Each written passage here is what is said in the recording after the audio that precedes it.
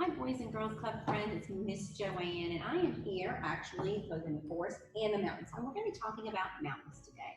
But first, I just want to tell you how much I've enjoyed coming to you every week. We are in week 8 of the summer. The summer's going quickly. I hope you are safe. I hope you're having a good summer, and we really hope to see you again soon.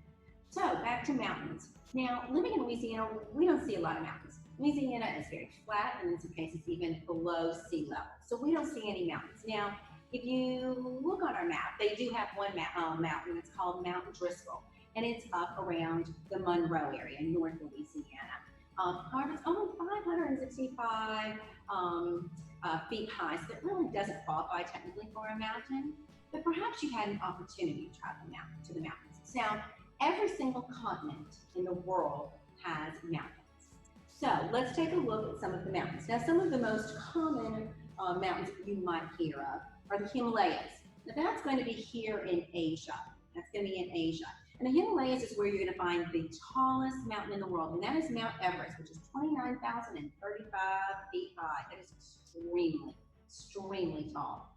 So then we also have the Alps, which are in Europe, right here. So you're going to find the Alps in countries like France and Switzerland, Germany, Austria, Switzerland, Italy. So those are going to be the Alps right here. So then also we have in South America, we have the Andes, and they run around the west coast of the continent of South America. Now I had an opportunity to actually be in the Andes on Mount Montserrat in Colombia. Now, the United States also has mountains. It has 3 mountain ranges. Now, mountain ranges are groups of mountains, mountain chains. So we have first over on the east area of our country, running from about Tennessee northward, we have the Appalachian Mountains. Now, there are states that call their mountains certain things like the Smokies in Tennessee or the Poconos up in New York, but they are all considered part of the Appalachian range chain of mountains. We also have the Rockies, which run pretty much from New Mexico up to Canada. Now, those are very high mountains as opposed to the ones that are actually out in the Appalachian Mountains. They're very high, very covered with snow, very high summits and peaks in those mountains. And then finally, we have the Sierra Nevadas, which run around in California, all the way up to the Cascade Mountains that are up in Washington State. So exactly what is a mountain? So we classify or we define a mountain as an area of land that rises up from the ground about 2,000 feet high. It's a general definition. So they often have very steep slopes, whereas a hill might have a more gradual, more steep slope, and oftentimes they're raggy and rocky up there as well. So, like I said, some have the tall, icy peaks, and others are lower. The summit is what we call the top of a mountain. Then there's oftentimes foothills around the side of the mountain as well. So, that is what we qualifies for mountains. Now, how do we get mountains? Now, Ms. Hunter is going to go into that a little greater depth, but it has to do basically about how the mountains originally rose from the ground because of movement in the Earth's surface.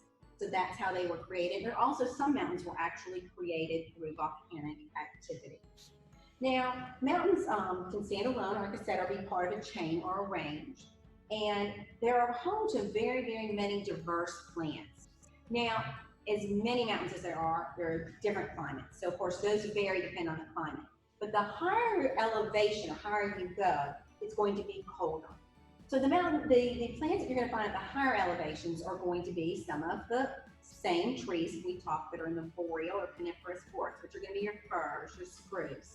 Also, you're going to have lower lying bushes and shrubs because of the wind activity up there.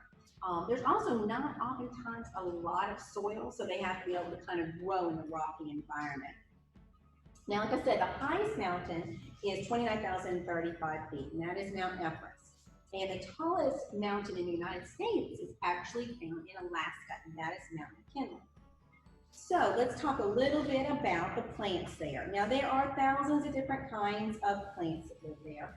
And like I said, the higher elevations are going to have different kinds of plants. Now, there's a really interesting kind of flower that grows kind of in the snowier, higher parts of the mountain, and it is called the alpine snowbell. Now, when it starts to poke its head through, when it starts to blossom and bloom, it actually creates enough heat to melt the ice and snow around it, which I think is kind of interesting. Now, there are geologists or scientists that also study the mountains. They study the rock, they do the composition of the mountains and how they change. And mountains do change, they do change. There are actually rivers that can flow down the mountains and it cuts into the rock and it creates valleys and gorges and eventually rivers can flow through there. There's also erosion from wind in the area. And in some areas, glaciers, big pieces of ice can really change those. So again, we talk about the trees that grow there, and it really varies depending on where they are located. You can have mountains where it's warm, like almost near a rainforest, but you'll find different trees at the bottom, like mahogany in those areas. So let's talk a little bit about the animals that live there. So let's see, one of the animals that can live in the mountains are the mountain goats. They're actually pretty cute animals, I've got to say. Here are your mountain goats. Now they live pretty high up in the mountains where animals can't survive.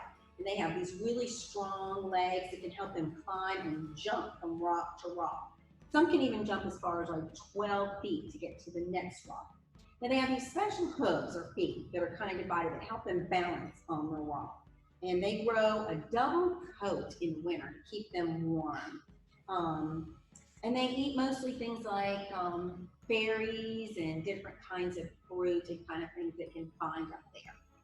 So let me show you the mountain goat that I created. So we used a paper plate.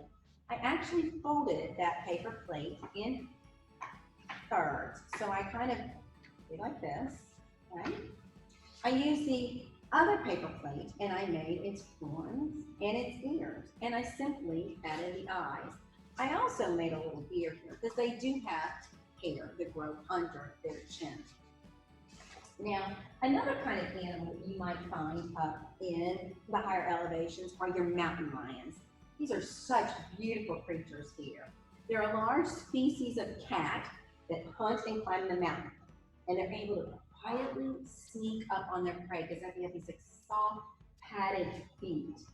You can see there's a snow leopard there. It's jumping. Mountain lions. They're actually very beautiful creatures. There are also other animals that you might find, and those are yaks, which kind of like a big cow, but kind of has a skirt of hair on it. And you also have animals like eagles. Many large birds live up in higher elevations, and they make their homes there in the mountains because they have a lot of area, wide open spaces in which they can fly. And there's also ridges and shelves they can build their nests up there. So eagles are often found in these mountainous regions. So let's take a look at some art that we can do that's related to the mountains.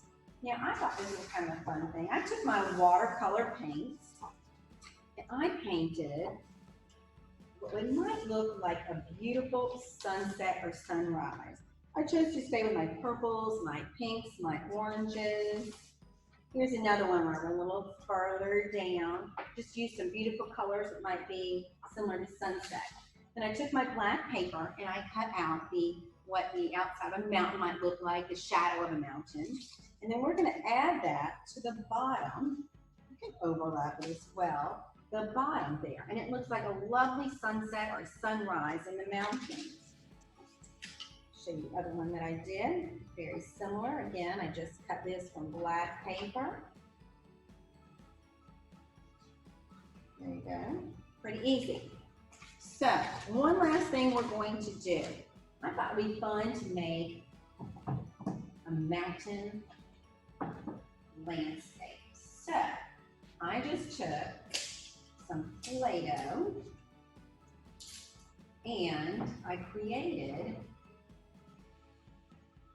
an area that might look like a mountain, an area near a mountain. Now, I had a little lake or stream here because oftentimes, remember, a lot of the flowing off of the rivers can run down to the lake. So I went ahead and created a mountain out of my Play-Doh. I even had some little white dots that I had found in some wrapping, put those on the top. So I just kind of opened up my Play-Doh and I started creating mountains. Now remember, the space between oftentimes, fall between two mountains can be a valley. So we can actually create another mountain here. We can even create some foothills, which are the smaller mountains around that, and we could create a whole mountain chain.